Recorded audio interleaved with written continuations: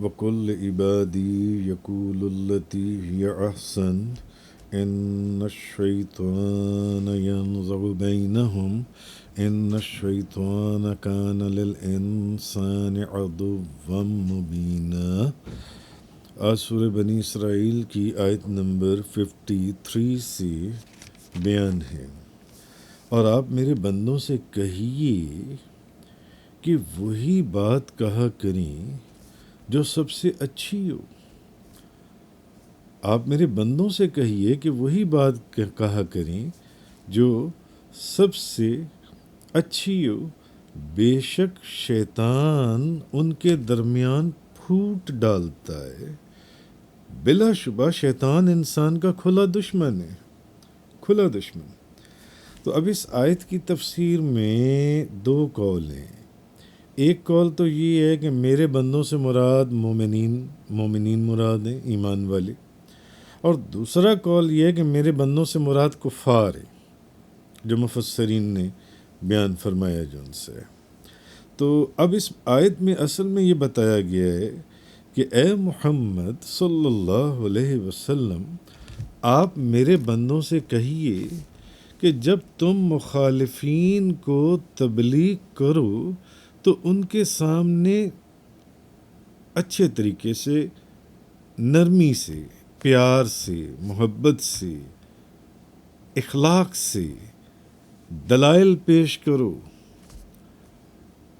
یہ طریقہ نہ ہو کہ تم جب تبلیغ کرو تو تم ان کو گالی گلوچ یا اس طریقے سے تبلیغ کرو کہ جس سے وہ آپ کے بہت زیادہ ہی مخالف ہو جائیں۔ یعنی جب تبلیغ کرو تو نرمی سے کرو، پیار سے کرو، محبت سے کرو، اخلاق سے کرو، جیسے کہ سورۃ الانعام کے اندر آپ پیچھے پڑھ آئے ہیں، وَلَا تَسُبُّوا الَّذِينَ يَدْعُونَ مِن دُونِ اللَّهِ فَيَسُبُّوا اللَّهَ عَدْوًا بِغَيْرِ علم، اور ان کو گالی مت دو جن کی یہ لوگ اللہ کو چھوڑ کر عبادت کرتی ہیں، انہیں گالی نہ دو، ورنہ وہ جہالت اور عداوت کے سبب سے اللہ کو برا کہیں گے۔ بھئی جن کی وہ عبادت کر رہے ہیں تم ان کو گالیاں نہ دو۔ قرآن میں اللہ نے یہ فرمایا، اگر تم جن کی وہ عبادت کرتے ہیں ان کو گالی دے کر ان کو سمجھاؤ گے تو پھر وہ بھی اللہ کو برا کہیں گے۔ تو اس لیے فرمایا کہ اگر تم مشرکین سے سختی سے کلام کرو گے تو پھر ان کا بھی رویہ اسی طرح سخت ہوگا، اور پھر شیطان تو پہلے ہی اس چکر میں بیٹھا ہوا ہے کہ وہ تمہارے درمیان میں فساد ڈال دے، کیونکہ وہ انسان کا دشمن ہے، وہ انسان کا دشمن ہے۔ تو اصل جو چیز اس آیت میں، اچھا ایک قول یہ بھی ہے کہ یہ آیت حضرت عمر رضی اللہ تعالی عنہ کے حق میں نازل ہوئی۔ ایک کافر تھا، اس نے ان کی شان میں بہت ہی غلط بیہودہ اس نے کلمہ اپنی زبان سے نکالا، تو اللہ نے انہیں صبر کرنے اور معاف کرنے کا حکم فرمایا۔ یعنی آپ اگلے کو جب تبلیغ کریں یا دلیل سے بات کریں تو اخلاق سے، پیار سے، محبت سے۔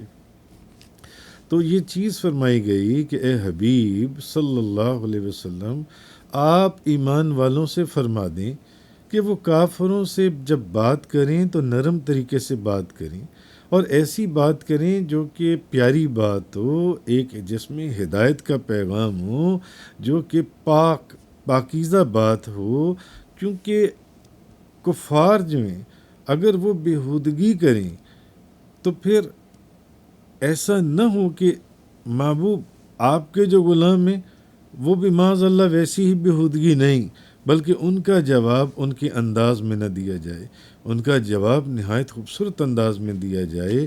اور یہی حکم جون سا ہے، یہ جہاد کا حکم جون سا موجود ہے، لیکن حکومت کے انتظام سے، یہ نہیں کہ اگر کوئی کافر کسی مسلمان سے بد کلامی کرے تو وہ کہے کہ یہ تو مجھے جہاد اور قتال کا حکم دیا گیا تو میں تو اس کو خود ہی قتل کر دوں گا۔ لیکن اب اگر ایسا ہو تو اس کے لیے بھی قانونی کارروائی کرنے کا حکم ہے۔ یہ نہیں ہے کہ آپ خود سے اس کو پکڑ کر مارنے یا قتل کرنے کے لیے بیٹھ جائیں۔ ہاں،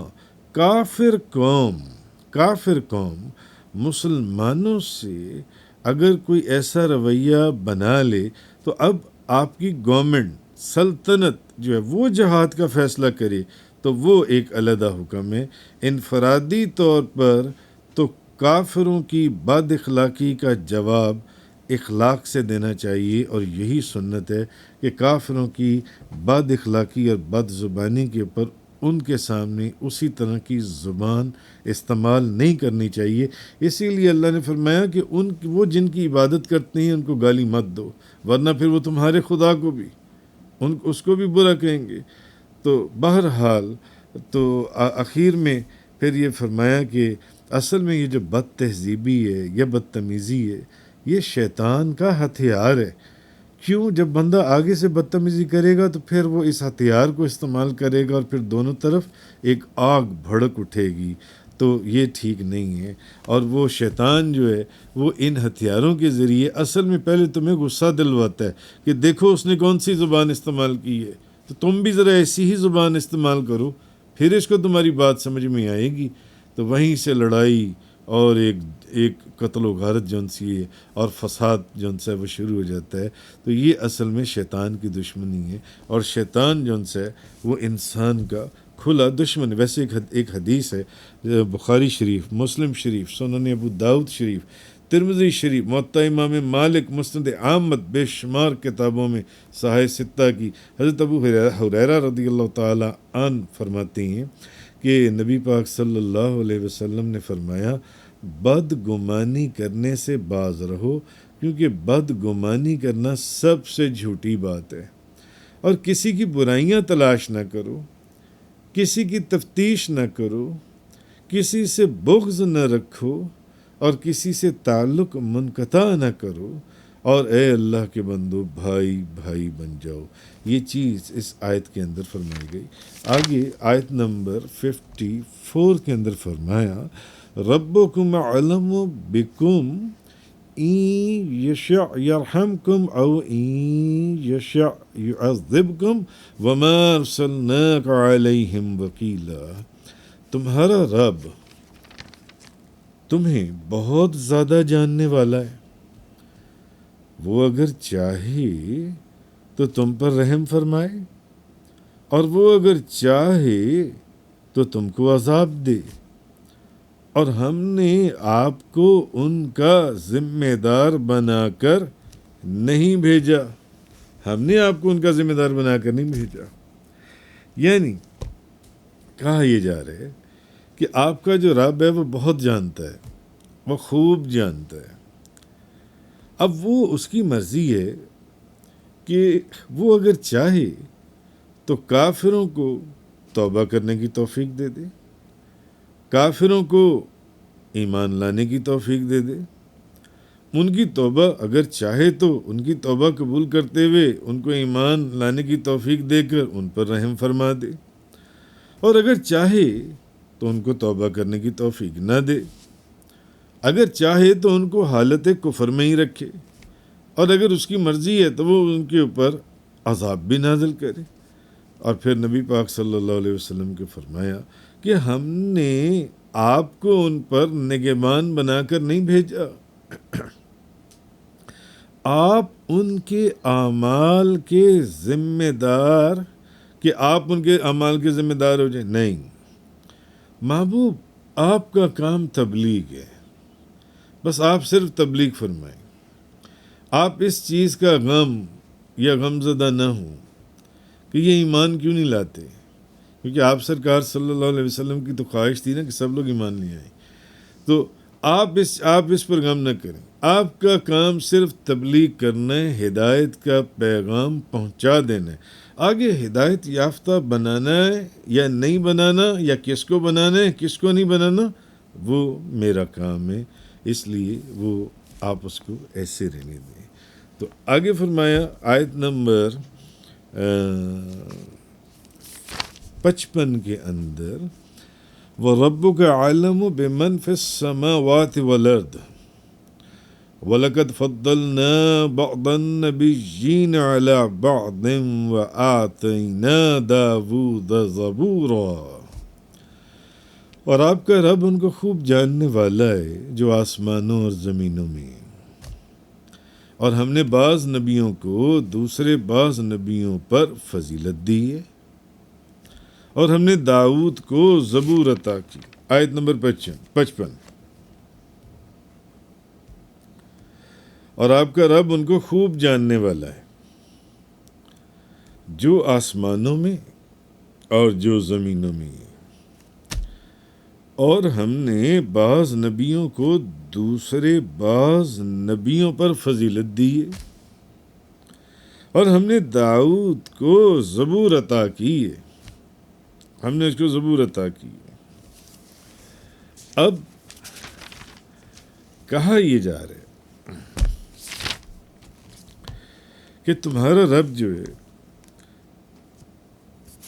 زمین اور آسمان میں جتنی مخلوق ہے اس سب کو جانتا ہے،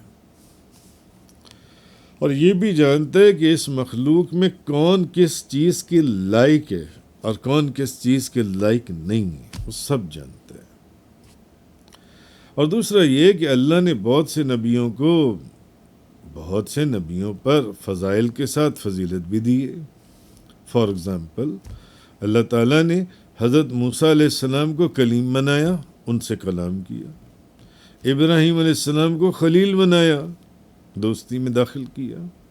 نبی کریم صلی اللہ علیہ وسلم کو حبیب بنایا، بلکہ نبی کریم صلی اللہ علیہ وسلم کو تو بے شمار چیزوں کے اندر فضیلت عطا فرمائی۔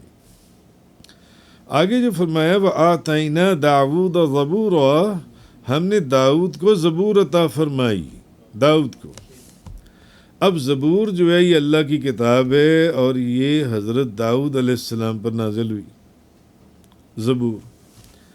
اب اس کتاب کے اندر 150 صورتیں ہیں زبور کے اندر، اور جتنی صورتیں زبور کے اندر ہیں ان سب کے اندر اللہ کی ثنا، اس کی تمجید یا دعائیں نہ تو اس کے اندر فرائض کا ذکر ہے، نہ اس میں حدود کا ذکر ہے، نہ اس میں حلال کا ذکر ہے، نہ اس میں حرام کا ذکر ہے، صرف دعائیں اور ذکر ہے یہ زبور کے اندر جو ہے۔